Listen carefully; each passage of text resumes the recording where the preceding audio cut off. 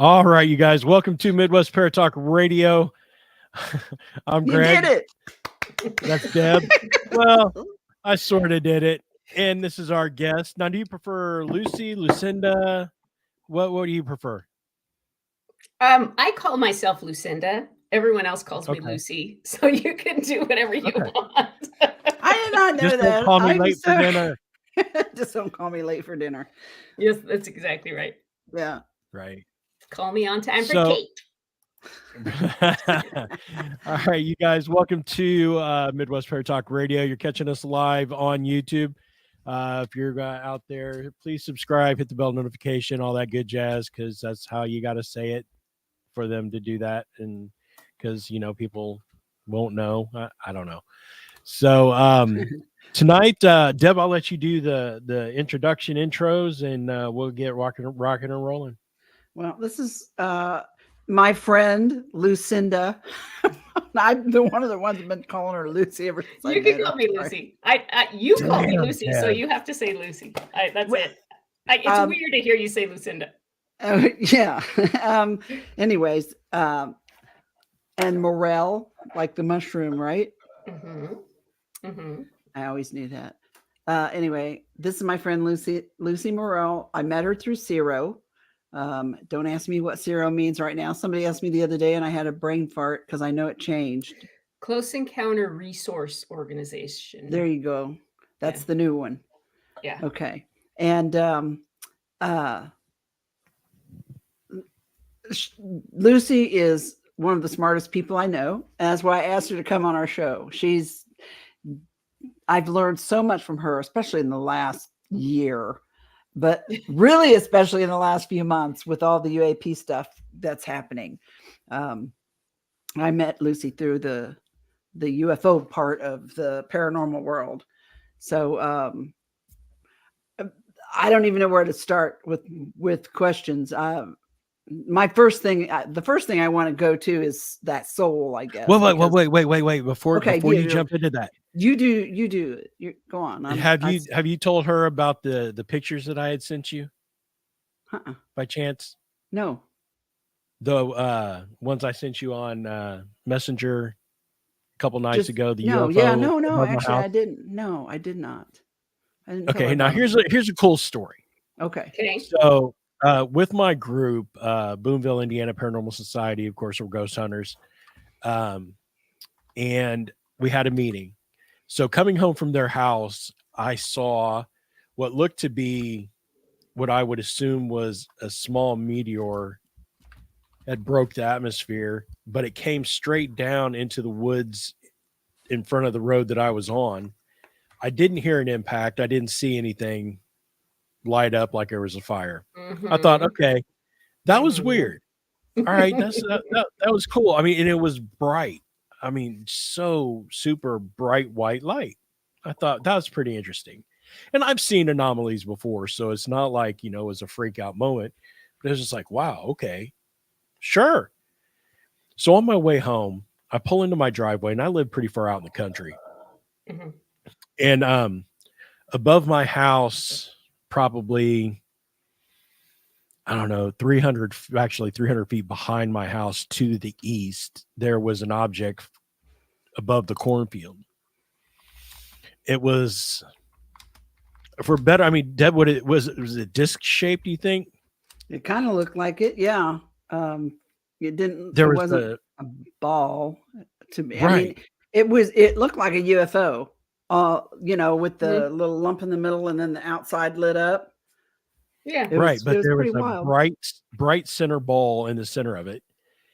And I thought, well, maybe it was an airplane and it was going from east to west coming towards me. But the flight pattern of this object was going north and south with the bright ball in the middle. There was no audible noise whatsoever. Like, I mean, if an airplane was that close, I would hear the engines of the airplane, or I would hear the warble if it was a helicopter.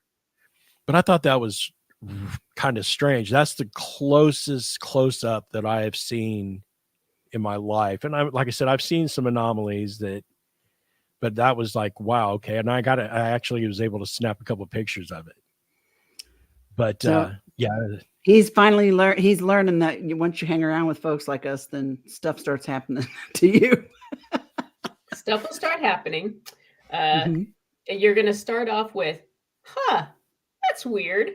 All the time, every single time. It starts Mhm. off Right. with like just this like, like where you just kind of take a minute and then you're like, and then you'll do the thing where you'll run through a million points of vetting, right? Okay, no sound. Where's this? Is it's over the cornfield.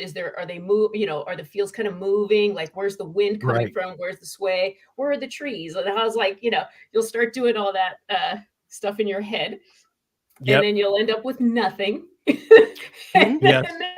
And then you just go, like, that's when you just put your hands up like, yeah, Mhm. UFO. That's Right. it. And Right. Yeah. then you go in, and then you go in and you go to bed and you have wild dreams. How See, old? Well, go ahead. Sorry. that I'd never had the dreams that were to follow or anything like that. I mean, and When- wasn't really taken aback. It was just like, like you said, it's like, okay. yeah. You How know. long ago was this? What, Deb, 3 I don't- weeks ago? I don't know. I Yeah, think. something like that. You gave me the dates. I gave it. I think it was November 4th or something like that. Yeah. I contacted the guy here that has the Madar unit. That I have a Mhm. Madar unit, but he can look and see if there was a unit around Greg's area, because he's down south further than me, that where the Okay. unit went off. So because in case something Mm. triggered the unit, but I haven't heard back from him, so I'm going to assume that Hmm. means there wasn't anything there. But yeah, Greg getting his mind blown.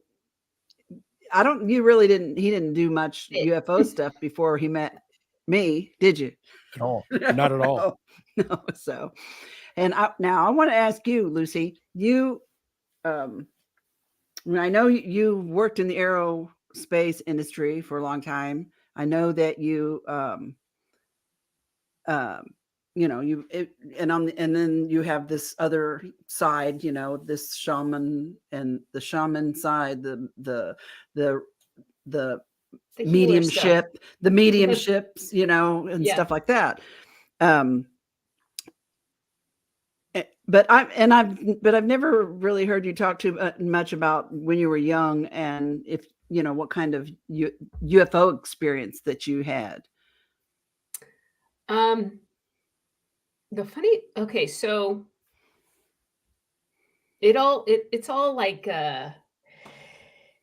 don't you feel now so my 50th birthday party is Saturday.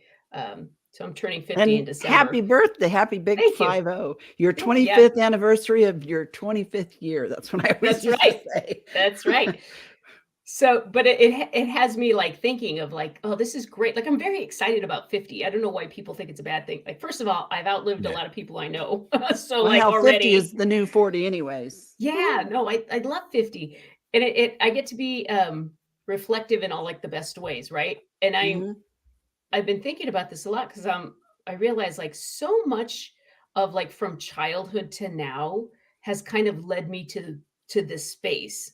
Like I just feel like everything was so orchestrated, especially in terms of like the contact and all that kind of stuff. It was like it was all put there for me to have these moments, just Mhm. to be here now. Um, so starting with young childhood, I always had I grew up in this like 50s suburban ranch house with the big backyard, and ends at the neighbors the other side of the block's backyard, regular just 50s track home, right?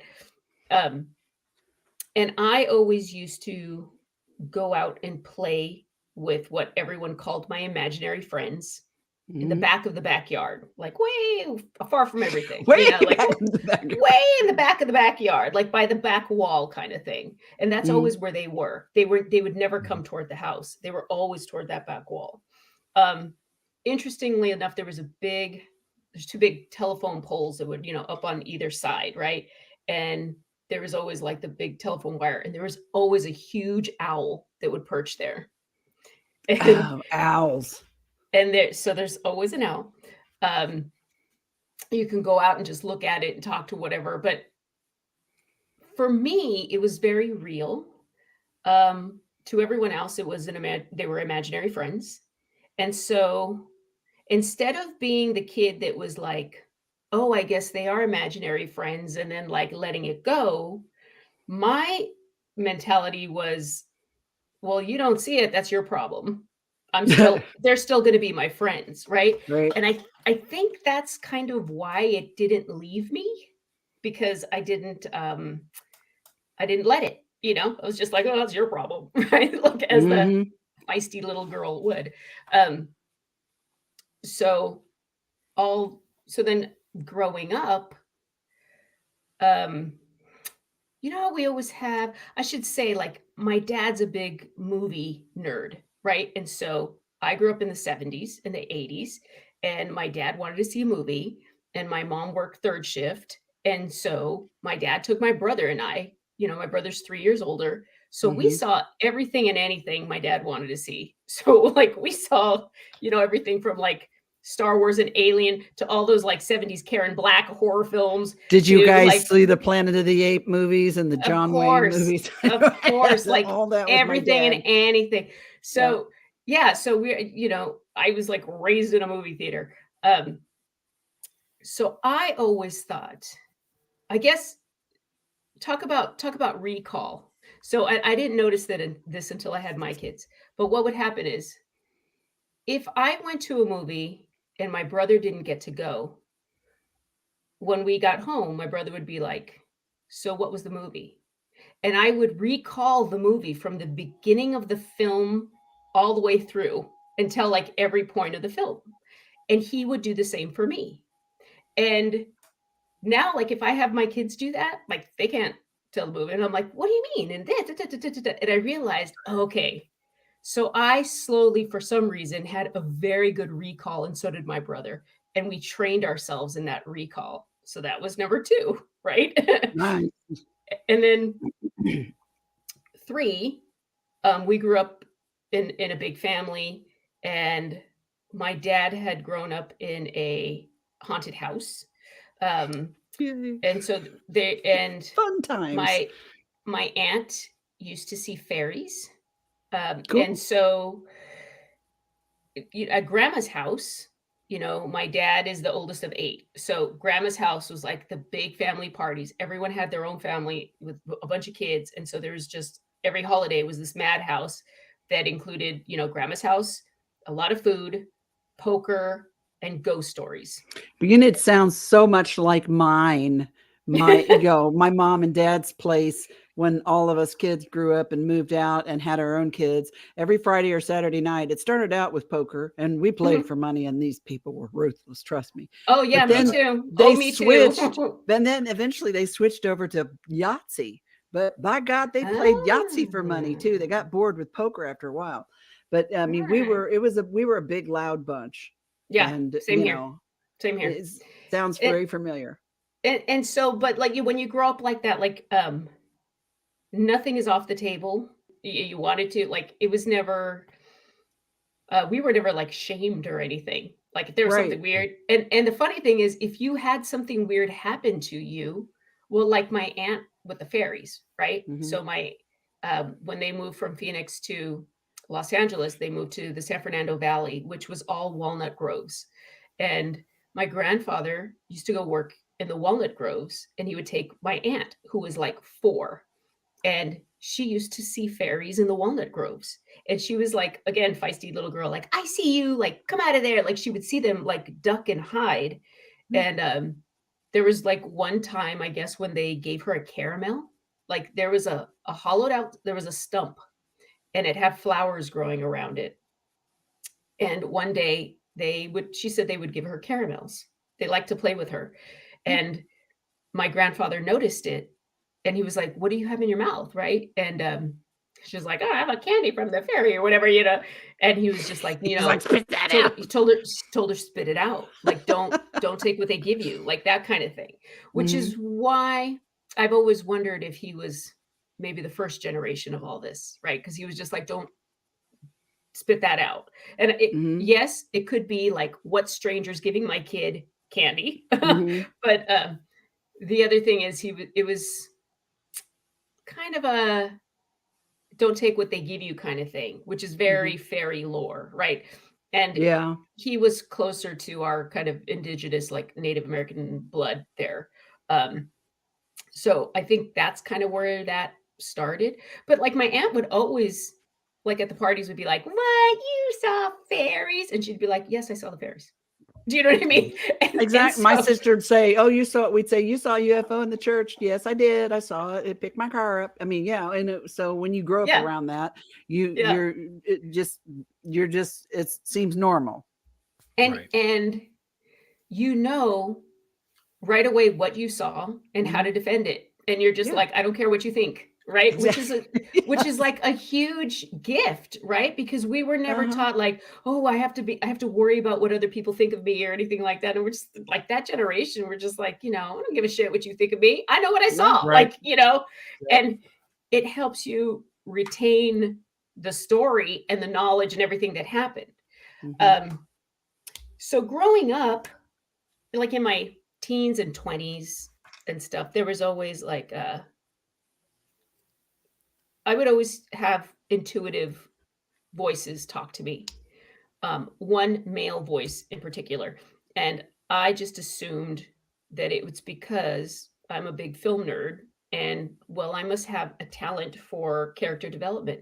That's literally what I thought. Like, okay, like I build these great characters in my head because they're talking to me, and look at how cool that is. And if I wasn't so lazy, I would write that down and like make that into a story or something. Um, but that never happened, and just life went on. I remember being in high school, going like getting ready to go to college. Like I wanted to go to the regular public school and be a punk rock kid. And my mother was like, nope. Ever since Mm. I've been taking you to kindergarten, across the street, there was this private all girls Catholic, um, college prep, high school. And she was like, I always dreamed you would go there. So she like forced me to go. And I was like, okay. And quickly learned that like, oh, the people here take education seriously, so I better do that too. Because it wasn't like, are you going to college? It was like, where are you going and what are you going to study and stuff like that. So I was this kid that was skimming by, not knowing that I was actually getting a really good education. And then finally everyone was like getting accepted to Yale and Harvard and Columbia, and everyone was going to really good schools. And I was like, oh crap. I thought we were all just out all night having fun and partying. And they were like, we were. And then we wouldn't sleep because we would go home and study. I was like, oh, I slept. Like, Oops, my bad. it was literally that. Like, come on, man, y'all left me in the dust. So I had to get my butt in gear very quickly. And during that stressful time when everybody was like, oh, what do you do? And what do I didn't know what I wanted to do. And I remember very clearly that same male voice saying, well, don't worry about it right now. Just go and do what you can. Things don't really get started until you have your kids. And I was like, and I remember having this thought and hearing this voice and thinking, what makes you think I'm gonna have kids? I don't know if I want to have kids. Like I just assumed I would be like the very cool aunt. Like what do you mean? It was never like a dream of mine or anything like that. Mhm. So now fast forward, I'm 38 years old. I have, I'm no longer Holly Golightly living for 10 years in Echo Park, near downtown LA as a single girl having fun. Now I'm 38 and I'm married and I have a 2-year-old and a 4-year-old. And apparently I'm working from home and I'm grouchy. And my husband's like, okay, go do something because you're kind of grouchy. Go leave the house for a while because you're cooped up too much. It's like, yeah, all right, good call. And I remember I got in my car and I was like, I don't know what do I do? Because so quickly I had turned from this person to this person. And they tell you, I don't know, I guess society kind of says, oh, it's great. You're married, you can have kids, and you live in your little suburban house and 2 kids and da da da. But no one really tells you, like, once you get it, what happens. And Mhm. maybe that was just something I never picked up on. So then I had my little midlife meltdown because I was like, how am I going to be a good wife and a good mother if I don't know who I am? And I decided, like, told my husband, like, that's it. I'm gonna go on a road trip by myself. I went to a women's retreat in Sedona, and then things got weird. So things got weird quickly in one weekend. Mhm. The first day, like, okay, first of all, I had never been to Sedona. I was just like, I've always wanted to go. Okay, let's check out this pretty place, whatever. And I found a women's retreat, and the lady that runs it, her name is Catherine Lash. I stayed like at her house. She was renting out her house. I rented out her master bedroom. So like I have a place to stay. I'm with this woman. It's a women's retreat. It's safe, blah, blah, blah. I get there and you just get your schedule, and your schedule's just like, okay, be here on this day at this time. Okay. And then it's a lot of like meditation and doing all this kind of self work and why are we here and all this kind of stuff. And one of the exercises was you had to bring a rock, and then you had to channel a lot of like kind of your negative stuff into this rock. And then they drove us out to like where the vortexes are, vortices, whatever. You go off hiking, and you're going to do your own private like releasing ceremony with this rock. And I was like, okay, sounds good on paper. And then of course I have this grand cinematic vision that I am going to climb up to a cliff, and I'm going to throw my rock off the cliff, and it's going to be like Thelma and Louise, right? And it's going to be grand, and I'm going to have this, and I'm going to feel great after. And what I ended up doing is I climbed up this thing, and I found this big, like a creosote bush, and I just crawled under it or something. There was just this big bush, and I noticed it was almost like a little dome, like a little nest, like a little igloo kind of thing. And I climbed in it, and it was hollow in the inside, and it made this little perfect little cage for me. And I was sitting, crisscross applesauce, as the kids say, and began to like have my total breakdown. And I was just like, I don't like, what is this? Like, why am I here? Like, I feel like I've always been just kind of like floating like a feather, in the wind, like, okay, I guess we're doing this. I guess we're like, that's how I ended up in my career. That's how I ended up with like, just like a lot of things that happened to me is just me going, all right, and I said, like, really, I got really angry, and I challenged the universe. And I said, I'm tired of being afraid. Just give me what you got. Just give me what you got. Yeah. And I heard a voice on the dirt, underground, under me.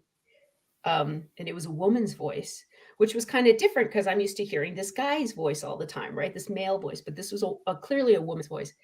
And she said, she says, give it to me. And I have the rock in my hand, and I'm like, but this rock is full of my problems, and it's so full of like, I'm just like, listen, Gaia, the earth is troubled as it is, man. Really, you don't need my rock. Like, I feel like stupid here's my problems too, on top of everything. And I was like, I don't want to give you that. And she said again, I heard very clearly, she goes, give it to me, just like that. And I said, I was hesitant. And she said, she actually kind of laughed when I was like, oh, but my problems. She just like, I could hear like a chuckle. She goes, give it to me. I can turn it into something good. And I said, okay. And so kind of like without thinking, like my hands were in my sweatshirt pocket, and I kind of like I did that. I'm doing this on camera so you can see. So with two fingers, like on the floor, like I wasn't even thinking. I was just like 2 fingers. I went to dig a hole in the dirt, and it went like dunk. Like it got. I'm going to do this way. It went boom. It got stuck. And she said, a gift. And so I dug it, and it was another rock, the same size as my rock. And I was like, oh, like, cool. I wasn't even looking. I threw it in my pocket. Just looked like a dirty brown rock, right? And I didn't put it in my pocket. And then I finished my little ceremony or whatever, and I hike down, and I'm with the other women in the retreat. There's like 3 other women, and we're in the car going back, and I'm like, who smells good? And they're like, that's you. Like one of them's like, I do not smell good. I've been hiking for 2 hours. Like, what are you talking about? And they're like, we're all sweaty. Like, what are you talking about? And I was like, but doesn't somebody smell good? And I'm doing this, like, doesn't somebody smell good? And they're like, oh, that's you. And it smelled like an incense. So I was like, well, what? And I put my hand in my pocket, and I pulled out, and I guess like, because my palms were sweaty because we're hiking. And I cleaned the rock, and it was this huge ball of copal resin. And so it was like this big amber ball Oh, of nice. copal, which is copal resin, and it's used in the Native American like purification ceremonies. Mm-hmm. And Nice. so she gave me a purification rock, right? Wow. So the next day, I took it back to my room, and I was just looking at it, writing in my journal, like, wow, that's so cool. But the next day, they say, okay, be at so-and-so place at 9:00 in the morning, put on sunscreen, bring your water bottle. We're going to go for a hike. Right. Okay. So, you show up at the place, and then they drive you to wherever the hiking trail is, whatever. So we're on this hike, and like, when you're hiking and you get in your zone, and you're just kind of like, da, da, da, da, da, da, right? Mhm. And you're kind of thinking like, because me, not too much of a hiker, I'm just like, how far is this going to be? And like, you're doing all that stuff, and like, can I do this? And I'm in my zone, and I can kind of to my right, walking next to me is an imaginary friend, right? Which I see all the time. And she's like 17. She's really thin. She has long brown hair. She's wearing like a buckskin dress with a little bit of pretty beadwork, simple, nice. And she's just looking at me as we're walking, but like with full shade, like a teenage girl that hates her mom, like that kind of thing. Like she's just like full, like just got like, God, like you disgust me. Like Side eye. yeah, like side eye. And then she starts saying things, and she's just like, you don't even remember. Like, look at you. We just get attitude. And I'm just like, what the hell is going on in my mind right now? And she goes, do you remember? And I remember just looking, and then like I passed by a bush, and she goes, do you remember what that does? She goes, you clean it, and you pick it, you clean it, she like did this gesture like a mortar and pestle. Yeah. And she says, you grind it after you boil it, takes away your headache, and what about? She's like, do you even know what that is? And she starts telling me like medicinal properties of different plants, and I'm like, oh, okay. And then the guy leading the hike, which was the owner's partner at the time, he's talking, and he says, yeah, I do a lot of anthropological work with the Hopi and blah, blah, blah. And I was like, oh, so this plant, if you boil it and I said, you boil it, it takes away your headache. And he was like, yes, actually it does. And blah, blah, blah. And I was like, oh, dang, yeah, okay. Like I'm looking at a side eye, and this is a girl, I'm like, oh, you're right here. And I was like, how about this? Does it do this? And you're like, yeah. And then she's like, did you bring the copal? Because we're going to go up to this altar. And when you get up there, you're going to break off a little piece, and you're going to say this, and you're going to do this. She's telling me all this stuff. So I was just like, what? And so I'm talking to the owner guy now as we're hiking. I'm like, are we going to an altar? And he's like, yes. So you've been here before? We're going to so-and-so art. I don't even know what this place is. I've never been there. And I'm like, and he's like, yeah, so you've been here before? That's kind of rare, because usually tourists don't come up here to this part of the area, whatever. And I was just like, and I put my head down, and I was like, this is where I go crazy. Like, I was like, oh, that's it for me. Like, this is crazy town now. Like, oh, okay. I think it's cool. Here's where I am totally losing my mind. Mhm. And so after that day, we come back to the office, whatever, and I see I see the owner and I'm like, Kat, I need a reading. That's what I said. That's all. And she goes, say no more. I'll send someone to the house. Right. Cause that's her job. She already knows. And it's Sedona. And like, and her gift is that she always pairs you with the right thing you need for whatever the thing is. Like that's her, that's why it's her business. Right. So, I'm thinking someone's going to come and they're going to like read tarot cards or something. I don't know. I'm reading. But this woman shows up at the door and her name is Terra Sonora Angel Channeler. And I'm like, and I'm just like, what the hell? Yeah. I'm like, oh, this is real Sedona now. Like I was like, right. This is going to be fun. Like this is some Sedona realness, Angel Channeler. And to be totally honest, I was just kind of like, okay, this is not what I thought it was going to be, but okay, I'll just like go with it. Right. Right. And she sits down and then she says, okay, well, do I have your permission to, to read your soul? And I'm just like, sure.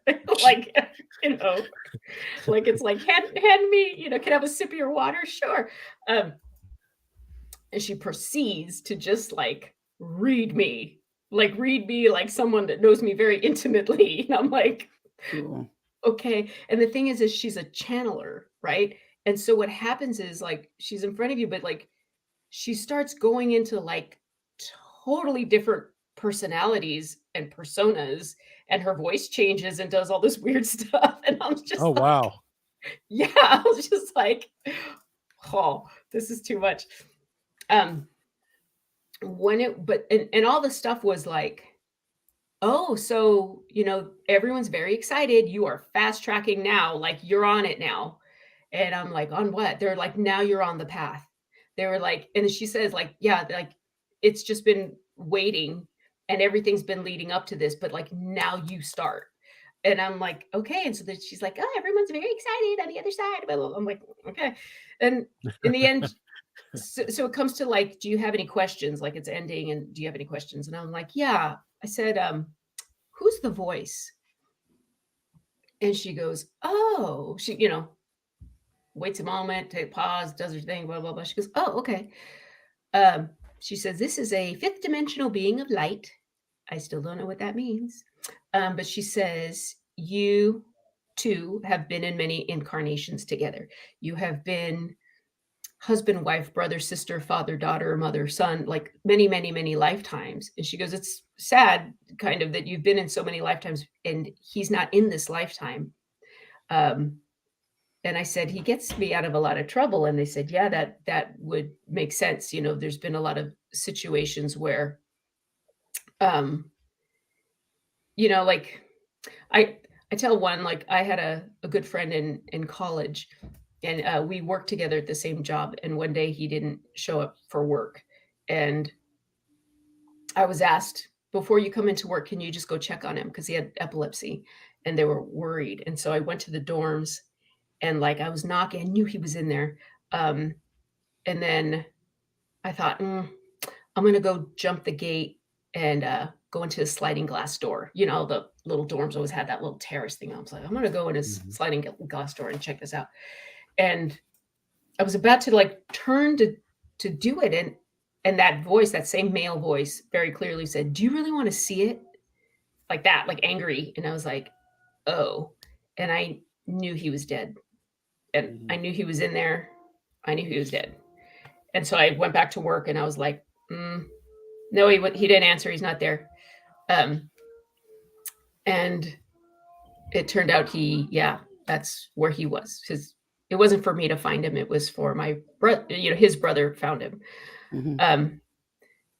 But like that's the level of things that this voice has always said, some being young and single. So, I would go to a bar in my neighborhood. And like, I remember one time he was like, nope, turn around, leave now. Don't go that way. Turn here, go out. Nope, leave. And I just literally like walked in, did a loop and like walked out. That was it. Right. So that kind of stuff. So she tells me that this voice is a fifth dimensional being of light. And I say, what's his name? And she tells me the name of my childhood imaginary friend in that backyard that I made up. It's not a real name. It's a made up name that child me made up. And so I was like, what? Floored. Yeah. holy shit, I think this is real. And then she's like, she said, you know, you're a medium, right? And I said, no, I'm not a medium. I have a good knack for storytelling and character development. She goes, you're a medium. she goes, oh, honey. she goes, and you're clairaudient. She goes, people like me would give their right arm for that. Come on. And I was because you hear it. Yeah. Yeah. And she was, and she's like, I get, you know, yeah, that's what it is. And she goes, do you ever like pass along the messages? And I'm like, no. So just talk to people and they talk to me. And then like, that's it. So she's like, yeah, you should start thinking about doing that. I'm like, okay. And it's so funny because I closed the door, and like as soon as I closed the door, I went into the room and I called my aunt, and she's like, hey, you know, hey, Miha, what are you doing? I said, I'm in Sedona. What are you doing in Sedona? Hey, hold on, listen, let me just try something.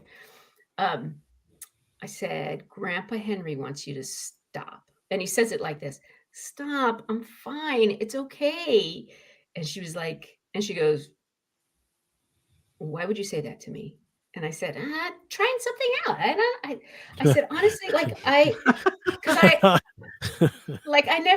I've never met my Grandpa Henry. He died before I was born. Right. Mm-hmm. But like I talk to Grandpa Henry all the time. Like I talk to my grandmother, who is also long past. Like I've always just had conversations with Grandpa Henry. And she says, you know, I found a box of my daddy's letters 3 days ago, and I've been sitting on my couch crying for 3 days because I wasn't there when my daddy died. And I said, oh, so he's saying he's fine and he's okay, and stop like that, like stop already. Yeah, like stop it, I'm fine, like that kind of thing. Right. And then she goes, wow, you know, thank you. Because she goes, so you have the gift. She goes, yeah, I can do that too. Oh my God. Are you kidding? Like what? How come? Why do you people tell me this stuff? Yeah. And the funny thing is, because we're that open family that does, you know, that like, it's not something that we wouldn't talk about. It's just like, she's just like, oh yeah, I can do that too. It's like, right. Oh that's wild. And then that's when that stuff started. So that was, after that, I came home, miraculously got pregnant with child number 3. No one knows how that happened. Post-vasectomy child.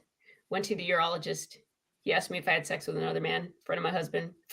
I said no. Oh shit. In that urologist office was one photograph on the wall. It was like all the walls were white, one photograph, and it was Red Rock River crossing in Sedona, where I did my journal writing.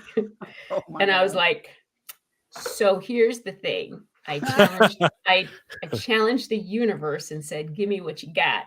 And it gave me a kid. It gave you another kid. And so at that point, I was just, you know, pregnant and hormonal and ragey. And I was just like, okay, throw down anybody. I will take a paternity test for anybody.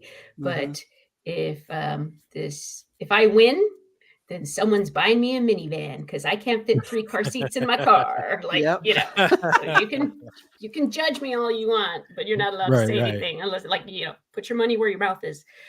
That did not happen. Everyone just shut up after that. And I ended up with a minivan that I still have right now. That's funny. All these years later. So from there, like, what do you do? Right. And so that's when I was like, coming from like corporate America, I'm like, well, what is the ethical practice? I don't want to be the lady that just stops people on the street and is just like, your grandma says you don't like your boyfriend. Yeah. Like I don't want to be that, right? That one on TV. Yeah. Yeah. And so I was like, how does one do this? And so I found a teacher who like handpicks her students and went through a 2-year program, which I lovingly refer to as psychic school. Some people call it Hogwarts. So I went to psychic school for 2 years, and that was fantastic. I would love to do that sometime. I So- have never heard of psychic school. Psychic school is so fantastic. I interviewed and I was like, I'm a medium, apparently. And she was like, you will use no mediumship in my class. And I was like, oh, so then are we, so like we're done? And she was like, oh no, I'm going to take you and I'm going to teach you, but you're going to use no mediumship in my class. And I was like, well, I can't do anything else. She's like, you'll be fine. Like, and it was fantastic. So I can tell you this now, because I have a lot of now with all these years under my belt, right? When you do a mediumship reading, everybody wants a mediumship reading because people want to connect with their loved ones and stuff like that. But for me, like I do healings, right? Like I'm working, my intention is always healing. And so the concept is that there's the higher self, right? So the higher self is that aspect of you that knows why you're here, what you came here to do. It knows everything about you. It knows all your past lives. It knows everything. And so the reason why she doesn't use mediumship and she taught us is that my job is for my higher self to connect with your higher self to figure out what you need. Right. Okay. Yeah. And what happens is mediumship will come in. So I'll still do the readings and usually, or maybe it depends, like a relative is going to pop in there and they're not always as evolved as you think they would be. And so you still get opinions and guidance from from somebody who loves you and wants the best for you.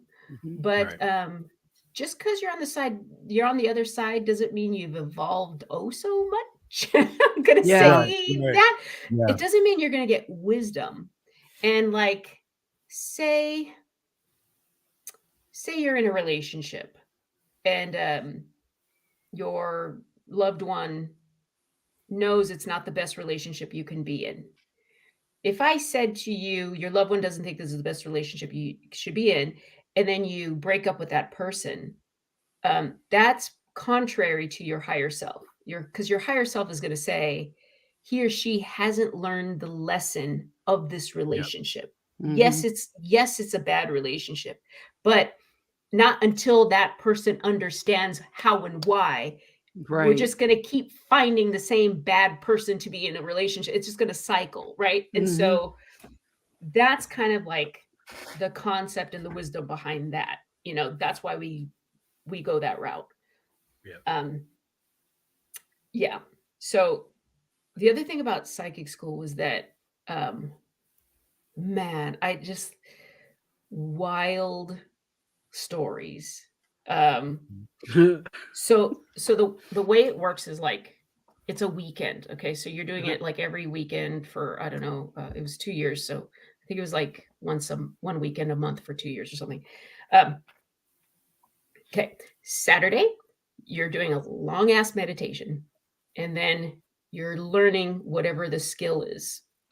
It'll be a modality, so a type of reading.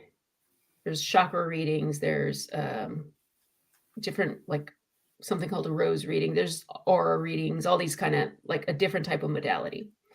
And then the next day you're doing your meditation again. And then you're breaking up into different rooms.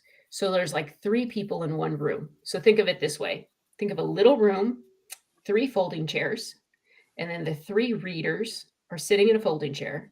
And our eyes are closed and our hands are on our laps. And we're just sitting there in our little meditative pose. And there's one chair across from us. And as you're sitting there, with your eyes closed, the door opens, someone comes in and they sit in front of you, and then go.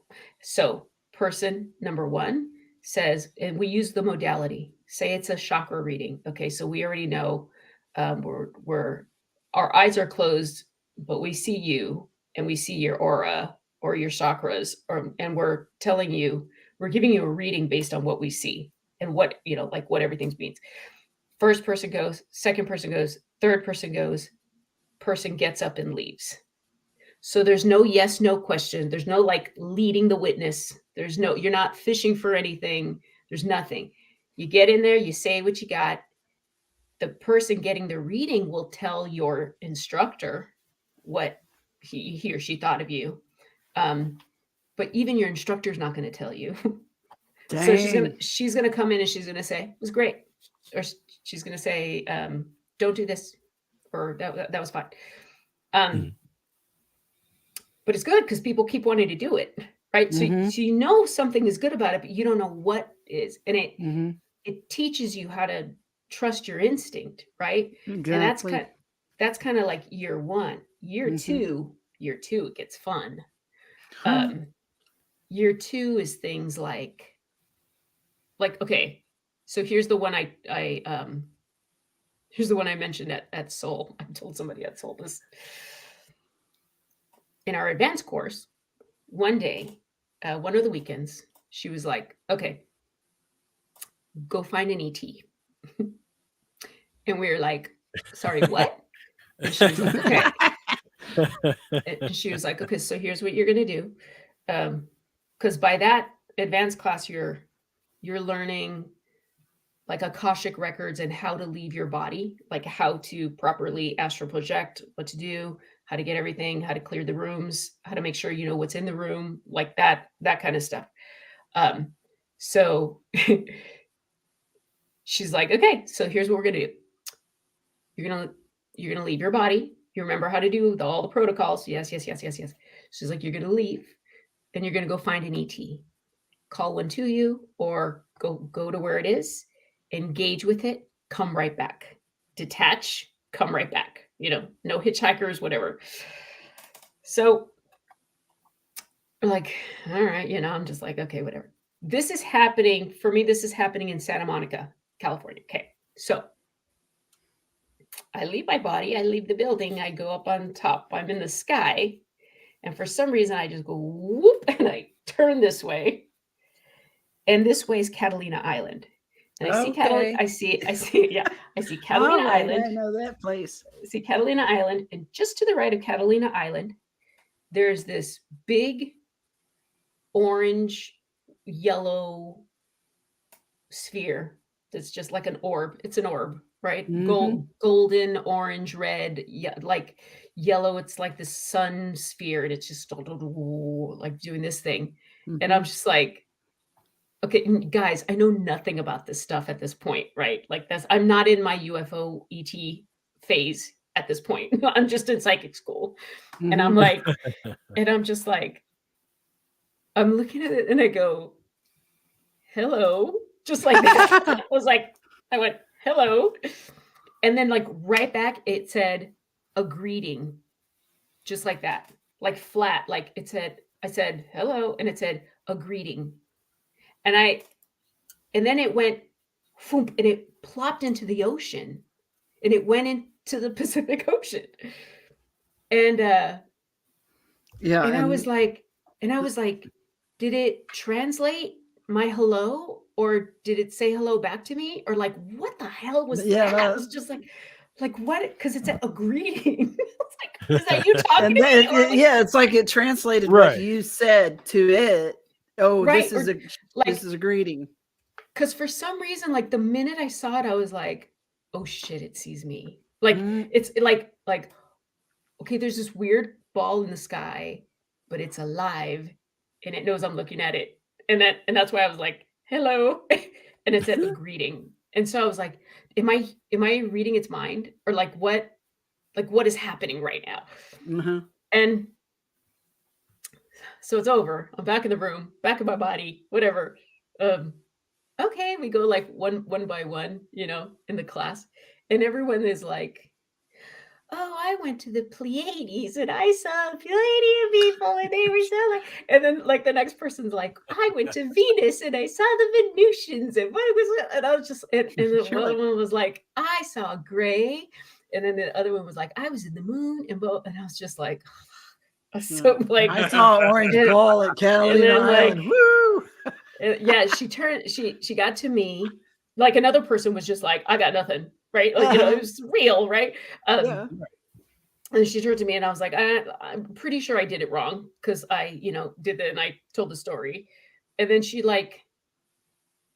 held my gaze for like just a second too long. Like she was just like, next. Like she went to the next person like right away, like, just okay. Da, da, da, da, da. And so I was like, like what if something to that, right? That was one. The next kind of like crazy. How much time do we have? Okay, let me see what I want to say. Okay, As much time as you need. Yep. here's Greg owns the stage. okay. The other weird one was that, okay, you start learning, you know how we're still doing the 3 chairs, right? And the 1 chair in front of us, and we're still doing the readings all the, every time, every session.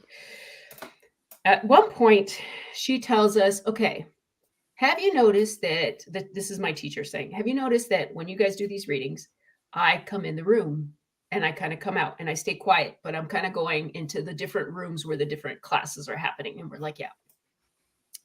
And she just said, that's because I'm clearing the room. And we're like, okay. She said, when you're in that state, she said, kind of like what Whitley says too. She goes, you're kind of a beacon. You become this light, when you're in this state. Mm-hmm. And she goes, things are just attracted to that light. Things want to know what that light is. And so she says, what I'm doing is I'm clearing them out of the room because you guys are attracting a lot of things. So she goes, imagine there's 3 of you doing that. And what gets called into the room? So I'm clearing the room, making sure it's okay. And so she said, so now you will clear the room, right? And I'm still kind of like, so now I get stuck being the room cleaner because most people want to do the readings, most people want to do the readings and I'm like, oh, I get kind of stuck being the room cleaner. Okay, I'll take one for the team. And how it works is that I'm standing by the door. So I'm allowed to stand by the door with my eyes open. And then the 3 readers are still have their eyes closed and they're getting ready to do their thing. And then the person in the chair is here. So the person in the chair hasn't come in yet. And I'm standing there. And the way it works is like, here's the door. And then, to the left is going to be the single chair. And to the right is going to be the 3 seaters. And then across from me is a window. And then on that window is a big kind of stand-up plant, a big planter and a pot. Mm-hmm. And so I'm standing there watching the room. And from the plant on the corner, this little, very small, white, stringy thing that like moves. It's just like moving across the room. And like, how when there's a piece of lint on a film reel and you see that little squiggly of the film lint? Okay. Yep. Or like, okay, it looks like that. And I'm looking at it. And it's moving, and I'm watching it like move across the room, and this little like tick, tick, tick, tick came out of the plant. And I'm like, what the hell is that? And I was like, okay, that's a protein in my eye. So I have maybe like that's a floater in my eye, right? Because that's the other thing you think if you see something weird wiggling, like, okay, something's, so I'm like totally rubbing my eyes and I'm like blinking a million times and I still see it. And I'm just like, there it is. And so I'm like, well, clearly I don't know what this is, but this is not something I just don't believe it. Right. But then it moves across the room and it goes to the girl she's in in her total meditative state. Her eyes are totally shut, and it goes across, and it like donks her on the forehead. It like runs into her forehead, right? And her eyes are fully closed, and she goes like this and rubs her forehead. And I go, and like, then I'm like, what was that? Like, what the hell was that? Like, I saw the little thing go, and it just went dunk. It just knocked in her forehead. And then like her eyes are still closed. With her eyes closed, she just like picks up her hand and like rubs her forehead. And I'm like, what is that? So that was a cool, cool day. What I want to know, with all the abilities you have, with all the, with all the extra ability that you have around people and all that, when you went to that soul thing, with the as Soul a Foundation. the Soul Foundation. Yeah. I want, before we, run out of time, I do want to talk about that for a minute. I want if you could explain to our audience what soul is, because you can do it so much better than I can. And what field did you get? I mean, I know you had, you told us a lot about things that happened there, but I just want to get your feel on the whole thing. What your instincts tell you, how it went or where it's going, what I mean? Yeah. Let's talk about soul. Okay. Enough of psychic school, which is still fun, but anyway. No, but I want to know where the hell you go to sign up for psychic school. Is that someplace on the internet or what? No, we should just start a new one or something. I think it's still going. I have to find. I'll sign up if you're the teacher. I'll sign up. Okay. Soul Foundation. Yes. Soul Foundation is a think tank. It is created by Gary Nolan, who is at the Stanford School of Medicine. Is he a virologist or a microbiologist? I can't. I think he's a virologist. I think he's a virologist. Okay. Mm-hmm. Gary Nolan, introduction. Is it Ratchford and Carlotta Harris? He's a professor, Department of Pathology, Stanford University School of Medicine. Okay. Peter Skafish, also PhD. He's from Berkeley. And so here's the thing. Think tank of a lot of academics and a lot of like 3D world professors and professionals. Think about that. Mm-hmm. And so they have gathered together this foundation, this think tank in the fields of medicine, the humanities, military, NASA, astronomy, all these different sciences and humanities to talk about the UAP issue. And here's the wild thing. Here's just what I need to say that's just going to blow everybody's mind, and the reason why I needed time to just process and think. You have people from the church, like theology, people from heavy hitters. Avi Loeb is there, okay? Harvard University, like the top of the top. Chris Mellon is there. You have from SRI, Hal Puthoff and Russell Targ are there, like the room of the room. Leslie Kane is there. And they're all having this 2-day think tank symposium. And the question is not, do they exist or is it real? The question is, how are we going to tell the people? Yep. And the question is, because we know that the technology and the beings and the craft have been under Lockheed and classified governments, we want a piece of, we need to declassify this material, because we need people like us, the professionals, to study and understand it, because it's been hidden for too long and we're running out of time. Mhm. And so all of that sounds gnarly when you're hearing it. And so From those guys. yeah, so for me, I've always kept my like my day job, my corporate world day job. I've kept it separate, like to, they say it's your hobby. Yes. And I'm, Yeah. Right. Right. I'm fun, crazy UFO lady at work. And that's totally fine.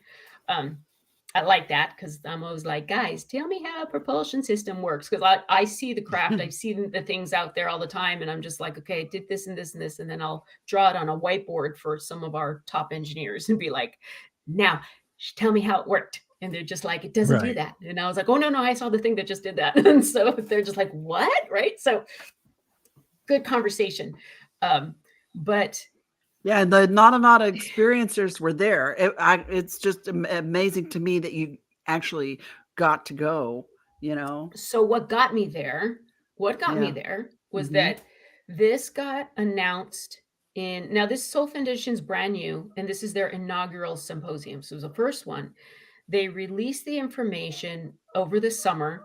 I saw the announcement for it, and I looked at the speakers that they had on the list so far, which it wasn't too many, but it said, humanities and this and this, and someone like Dana Walsh Pasolka is there, and like all these, all these people. And I was like, that's wonderful. Like, why isn't Whitley there?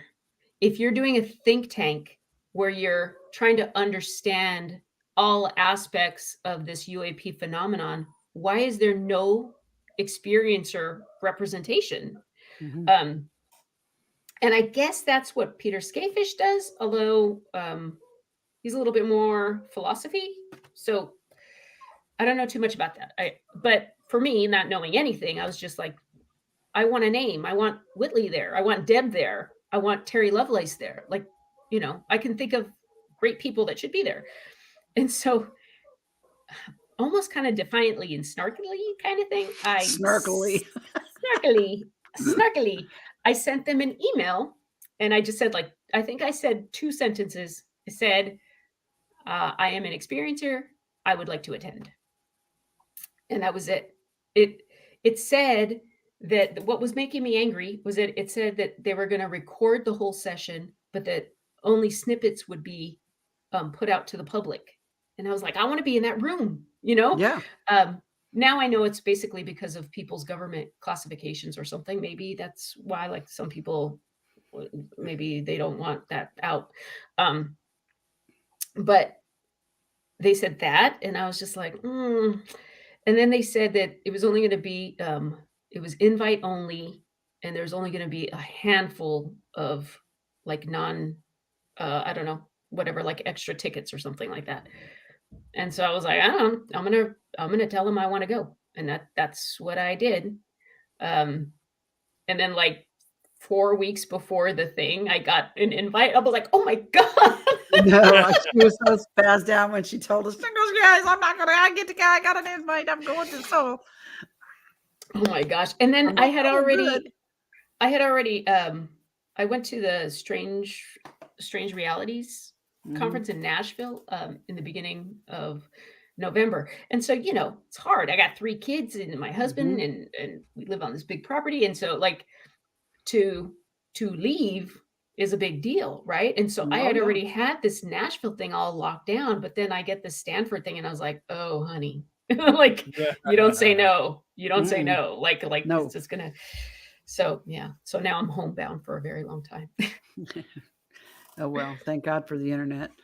But I'm so glad you got a chance to go. The things that you told us were just amazing. So here's the one big takeaway, because those are Yeah. just to give you the big stuff. Hal Puthoff gets up there and he says this. He says in 2004, he gets a phone call and he gets asked to, like, come to DC for 2 days for a meeting. And of course he's, asked, like, Well, what's it about? Can't tell you. Come to DC.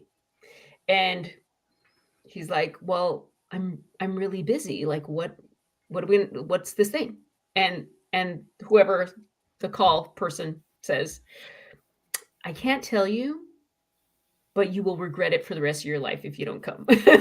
And so he's like, okay, he goes, right? Of course, if your friend tells you, I can't tell you, but you will regret it for your, you're going to you're going. You're going to get your butt on that plane and go. Okay. So he gets there, and it's essentially this bunch of people, and they're going to break up into small groups, and you have a scorecard of +9, -9, or -9 all the way to +9. And they have all the categories of economy, government, military, world affairs, education. I don't know, like trickling down. So think like the biggest stuff to like, what will the neighbors think, or how's it going to affect the family, or like how does it affect the Southern Baptist Church? I don't know. It's essentially, are we ready for disclosure? And they took every pocket and they got this score. So Hal says that when he got there and he finds out this is what this is, he's very excited because he's like, oh, this is great. I get to be part of disclosure, right? And then to his shock, when it's done, his team has a negative score. 2004, think about this. And then he finds out just about everybody, all the teams, just about every team has a negative score. And that's why we didn't get disclosure in 2004. Wow. Huh. So leading from that, you start getting, and there have been more of these, like these meetings have continued every so on since. But if you look at that and now look at the timeline, it's been like a slow leak, because that's what they've decided. That's what it has to be.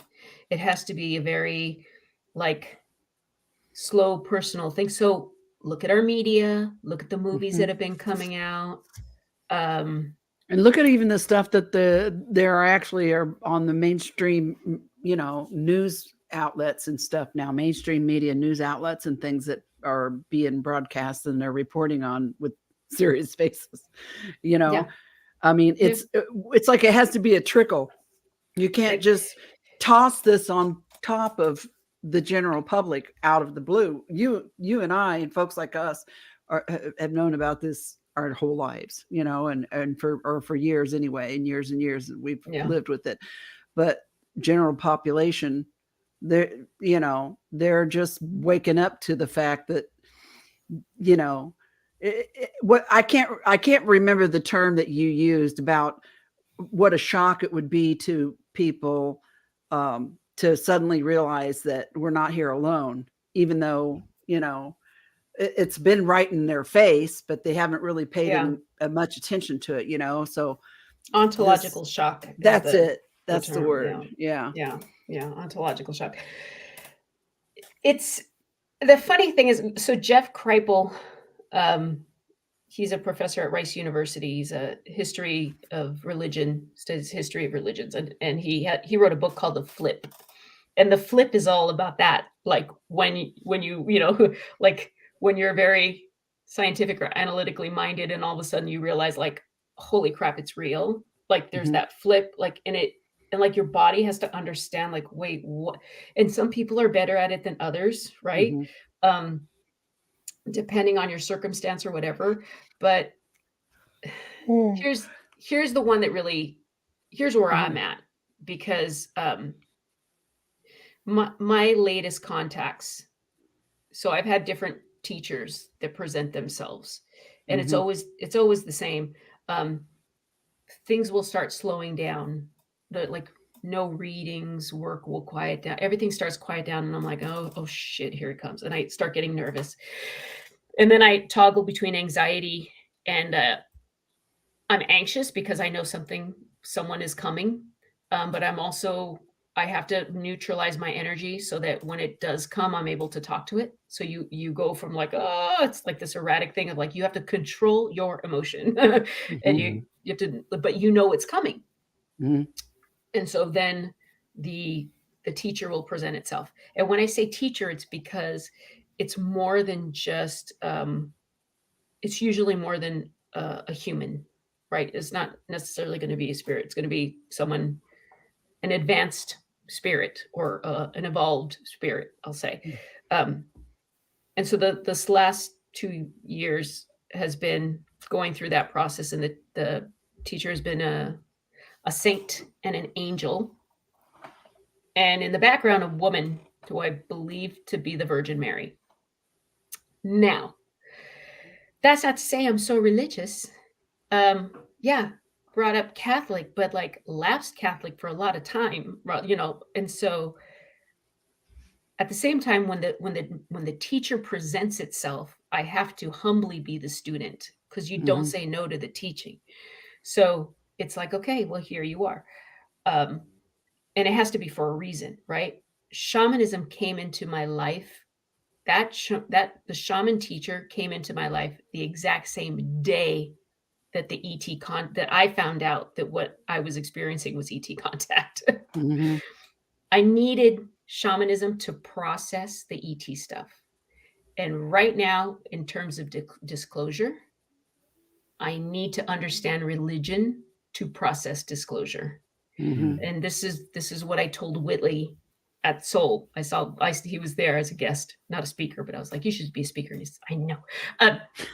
Yeah, he should be. What I told him, we had lunch, and I said, do you remember?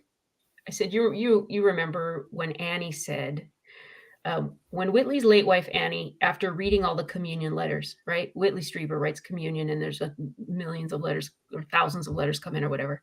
After reading just about all of them, Annie turned to Whitley and said, Whitley, this has something to do with what we call the dead, because so many experiencers saw the spirits of their dead relatives with the ETs. Now, what I told Whitley, at Soul, I said, Whitley, I'm going to 2.0 that. I said, Whitley, what's happening now has something to do with what we call religion. And it's big. And religion is a huge part of that. And then Deb, do you remember what happened when I said that on our little call? You found that Bob Lazar video. Oh, yeah. So I'm saying this to Deb, and then Deb sends me right away this old video of Bob Lazar, who says, oh, and by the way, why is there at the heaviest level of classification, like, what do you say, like documents like this thick, like what, 2-3 inch worth of documents from the Vatican, all in relation to religion and the UAP phenomenon? Yeah, and he said something about the extraterrestrials looked at us, or the certain ones of them looked at humans as soul containers. That's all they looked at us, as. And a lot of Linda Moulton Howe's work is about that too, the soul container. It's going to get crazy. And then I'm glad I'm alive at this point in time in order to witness this, because it's definitely going to get weird. But I'm here for it. I'm ready. I mean, I feel like I'm here. That's why I'm here. And I know, a lot of us feel that we have something to do. And I know you feel that. So. Well, I don't want it to be, if we leave it to the people that aren't experiencers and the people that don't really know, it's going to turn into military fear porn. Let's just shoot it and then ask questions later. Right. And we cannot, like, that is so 1.0 of humanity, right? We're trying to get to this next level where we understand things. If you understand it, it takes the fear out of it a little more, at least you know what you're dealing with. That's what I think Soul Foundation's trying to do. That's what you're trying to do, Deb. That's what I'm trying to do. Like, I know, You guys are Greg, doing, we're and doing it Greg with too. Like we're trying that's to the do that with this paranormal. podcast. Yeah, because it's all connected, right? Yes. Greg, I mean, I really feel that strongly, that all of it, everything is all, it's just this intertwined web, this network of connection. And, Just see it like it's all on the other side of that veil, Now, on the other see, side of that curtain. I'm gonna circle back to Soul Container, Okay. because I mean, you say that, and I think I mean, do you think it's that? And this may be a rudimentary question, but do you think they're just waiting for the souls to age to the time of our passing? I mean, why contain the souls in these meat bags to collect them at a certain time when they could bypass the entire meat bag and just take us where we're supposed to go? You see what I'm saying? I think we have to have these meat sacks that we're driving around, and in order to have the experiences that we have in this plane of existence, and to get where we need to be, from an energetic or an elevated level. You know what I mean? But Right. I didn't quite get his comment with that, I understood the comment, but I didn't quite understand the full meaning of what that would be. Do you have more? You're so much smarter than me. So you have more. What's your take on that? Okay, so there's the concept. So, Greg, I think you're seeing it as a question of like, is the meat suit just to ripen the soul and get it a little better? Okay, Right. so Right. that's one philosophy. I think so. I've been this is going to sound funny. I've been spending a lot of time in purgatory. Purgatory to me is the middle world in shamanic practice. And in shamanic practice and shamanic theory, it is this. It takes energy to move your soul out of your body and into the next plane. It takes a certain level of energetic force. Okay. So the practice of shamanism is essentially navigating those worlds so that when it's time for you to die, you know where to go, right? Right. It kind of Yeah. simplistically said. But what that the whole point of that's why we pray. That's why people meditate. That's why there's all this kind of like intention, prayer, whatever you want to call it, ritual when our loved one dies. We pray for their soul, or we help them to do this, or we think about them, or we give them a celebration of life, right? Like all of that energy is what helps them cross. Okay. So that has also, why has that knowledge been taken from us that is so vital? That is vital knowledge to know.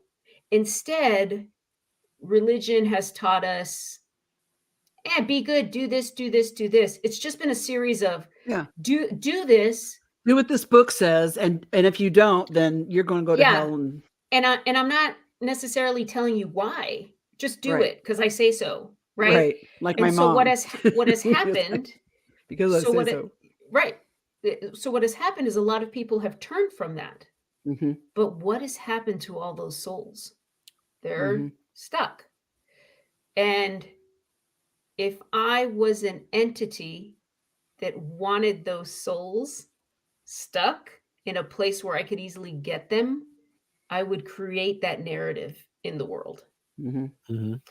Now, that's why I don't necessarily think it's one religion, right? I just think that if you look at the tenets of all religions, they have certain rules. Don't be a jerk, respect everybody, be kind, and take care of your dead, and understand death, and integrate it into your life like you would anything else, right? Mhm. And we've lost that. And so that's where I'm at right now. I'm hanging out on that other side because I want to know what's going on over there and I want to see who's there. Mhm. Let's see, my whole premise, my whole thought process and beliefs are that I don't believe, I'm not a heaven and hell guy. Mhm. Okay. I believe in a greater power. I believe that there is a creator. I believe in Mother Earth. I believe in taking care of her. But I also believe that our lifespan is it's a continuation of school. Mhm. So your job is that you need to learn these lessons, these particular rhymes and reasons, and know what the difference is and why before you can pass to the next level of existence. Okay, but wait a And minute. Hold on. Wait, pause right there. uh Is your job then, Greg, if you are that infinite in soul, is your job to learn or is your job to remember? I think it would have to be twofold to be able to cross to the next level. I mean, Right. you've got to remember and you've got to learn. If you don't, and I think if you don't learn what you're supposed to and you don't remember what you're supposed to, Right. then you're doing it again. Or That's right. if you don't remember what you're capable of, Right. Right. because I always say, human beings are magnificent, energetic beings capable of so much more than they remember that they are Mhm. capable of. And that I feel that part of this whole bigger thing that's coming is a remembering of who we are and what we are capable of. Yep. And because some people don't, something doesn't want us to remember. I believe that God, like Jesus and Buddha and all those, came here and said, "You're like me. You could do this. You could, remember, know this." You know what I'm saying? Yeah. I've read that in the Bible Yeah. when Jesus has said as much, and so I feel like that something else out there doesn't want us to remember who we really are, because apparently we have something they want, which may be our energy or So our soul or something. I don't know. I'm speculating. on no, but that makes me wonder too, is because to me, the Bible is a handwritten copy by man, by us. That's been It's interpreted a not million that times. that is not the actual word. But what if, I mean, I believe in good and evil. What if the higher power is on that level that's trying to bring us to them? Back to them. But I don't and then theoretically, Mhm. that is in Catholicism, that is God. Okay. Mm. But also in Catholicism, whatever beings that are trying to hold us back would be considered the devil. well, okay. Okay, wait. Let's break it down. I kind of don't believe in good and evil. From my experience, this is just my experience. And all the different kinds of beings that I've encountered in my work and just show up at my door. Okay. Yeah. Um, you know, what I've realized is that all that is just an expansion of nature. And these beings, from what we consider demonic to what we consider angelic, or whatever, however your terminology you want to put it, really, they are all just beings with their own lives and agendas. So everything has its own agenda. So if I am trekking along in Africa by myself and a lion comes that's hungry and the lion eats me, is that lion evil? No, it's a hungry lion and I'm the fool because I'm walking around in Africa by myself, and so that's what it is. I think that's what's happening. It's not that there's this grand nefarious ET race that's trying to do something. And P.S. there's a lot of whatever we want to call ET. There's a lot of different intelligences out there, and all of them have an agenda. And there's some of them whose agendas make it so that they're a little kinder toward us in their trekking along, and there's others that don't give a crap about us, and they're going to mow us down if we're in the way. That's just how it is.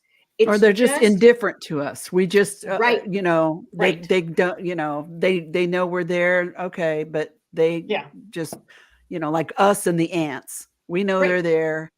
They don't know they don't know we're there until we step on their anthill, right. But yeah, it's kind of like that. Or did you ever watch Fraggle Rock? Jim Henson's Fraggle Rock. Did you ever see it? You didn't watch it? Yeah. Okay, you did. Okay. Do you remember the Fraggles and the Doozers? Yes. Okay. So the Doozers live in the caves where the Fraggles live, and the Doozers make little intricate, beautiful crystalline structures out of beets. They use the beets, and Fraggles love beets. So the Fraggles are talking, and they're walking along, and the Doozers are making their beautiful little crystal plate, and the Fraggles walk around, and there's like, and just eating it. They just like take it and they eat it because they don't care, because it's just beets. How does the Doozer feel? Does the Doozer feel that the Fraggle is evil? And what does that mean about us that we love the Fraggles? Do you know what I mean? It's just it's so my mind goes. Yeah, we have to get out of this, because that is very egotistical thinking, to say you don't like me, so you're evil. You know what I mean? No, it's just, if you understand it, oh, I need to not put myself in that position. And that's what I'm talking about with the soul. So you need to not put your soul in that position.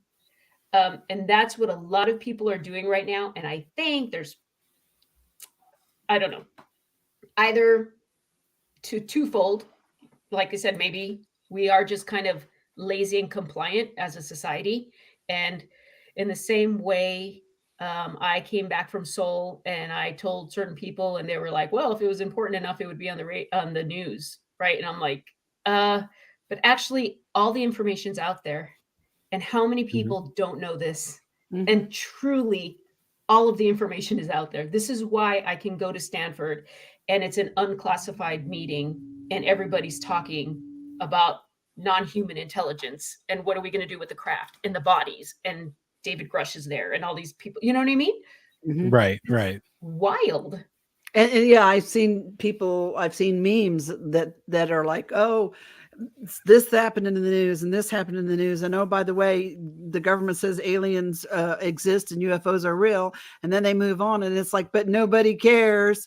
It's out there now and nobody's paying attention. And that is by design. So 2004, 20 years later, look at where we are. And now we're just going to keep getting more and more and more until they're just going to be around. Yeah. Well, if we have kept you here for an hour and a half, and I'm sure you have your birthday party coming up, so you're probably getting tired. I don't want to wear you out. I want you to be fresh for your party. So I'm so happy that you came and hung out with us and we had these conversations. I really am. Thank you for having me, guys. Sure. I love talking about this stuff. Yeah. Thanks, guys. Awesome. Thank you. Yeah. And remember, guys, we are going to wrap it up right now, but thank you for listening to Midwest Paratalk Radio. Remember Midwest Paratalk Radio on YouTube, Podomatic, and all of the podcast platforms. And we will see you next Thursday night, 9 Eastern, 8 Central. And I'm Deb, and that's Greg. See, you did it. He does that. He'll come on and do it. Yeah. I don't know. Wait, I'm going to be Greg then. Okay. There you go. Deb can be Lucinda. You could be Lucy, and then we'll just I love that a name swap. too. Yeah, there you go. That works There for we me. go. All right, you guys. Thanks for hanging out with us tonight. We'll see you Thank next you. week. Good night. Good night.